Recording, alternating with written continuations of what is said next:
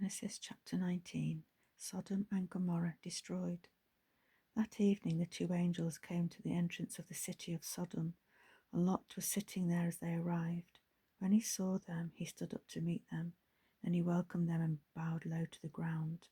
"My lords," he said, "come to my home to wash your feet and be my guests for the night.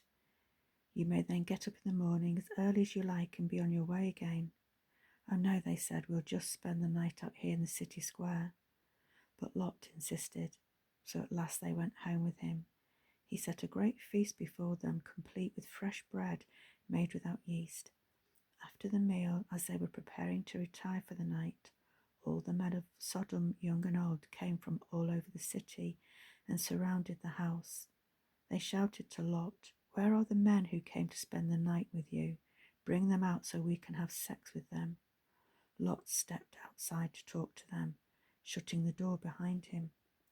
"Please, my brothers," he begged, "don't do such a wicked thing. Look, I have 2 virgin daughters. Do with them as you wish, but leave these men alone, for they are under my protection." "Stand back," they shouted. "Who do you think you are? We let you settle among us, and now you're trying to tell us what to do. We'll treat you far worse than these other men." And they lunged at Lot and began breaking down the door. But the 2 angels reached out and pulled Lot in and bolted the door. Then they blinded the men of Sodom so they couldn't find the doorway. "Do you have any other relatives here in the city?" the angels asked. "Get them out of this place. Sons-in-law, sons, daughters, or anyone else.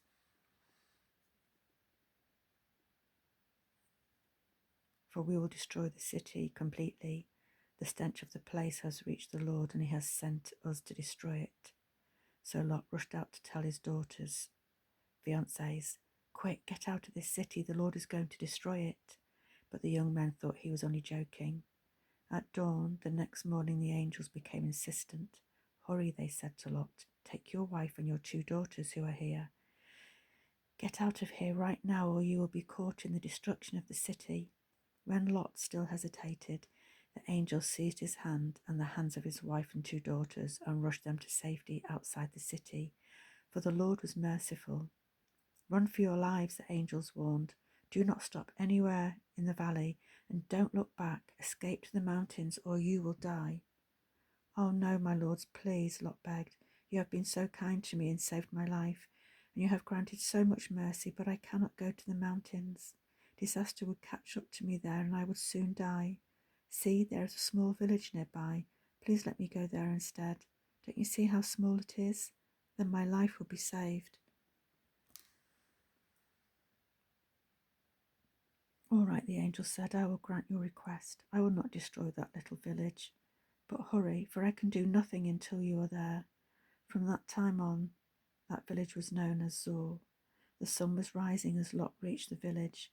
Then the Lord rained down fire and burning sulfur from the heavens on Sodom and Gomorrah.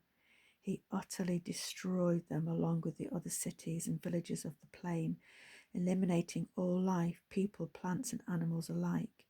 But Lot's wife looked back as she was following along behind him, and she became a pillar of salt. The next morning Abraham was up early and hurried out to the place where he had stood in the Lord's presence. He looked out across the plain to Sodom and Gomorrah and saw columns of smoke and fumes, as from a furnace, rising from the cities there. But God had listened to Abraham's request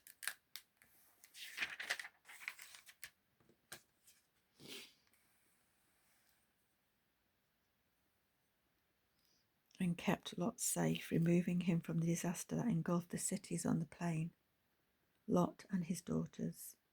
Afterward, Lot left Zoar because he was afraid of the people there, and he went to live in a cave in the mountains with his 2 daughters. One day the older daughter said to her sister, "There isn't a man anywhere in this entire area for us to marry, and our father will soon be too old to have children. Come, let's get him drunk with wine, and then we will sleep with him. That way we will preserve our family line through our father."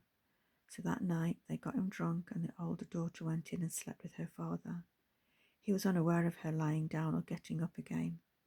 The next morning the older daughter said to her younger sister, "I slept with our father last night. Let's get him drunk with wine again tonight, and you go in and sleep with him. That way our family line would be preserved.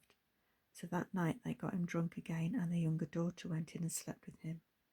As before, he was unaware of her lying down or getting up. So both of Lot's daughters became pregnant by their father. When the older daughter gave birth to a son, she named him Moab. He became the ancestor of the nation now known as the Moabites. When the younger daughter gave birth to a son, she named him Ben-Ami. He became the ancestor of the nation now known as the Ammonites.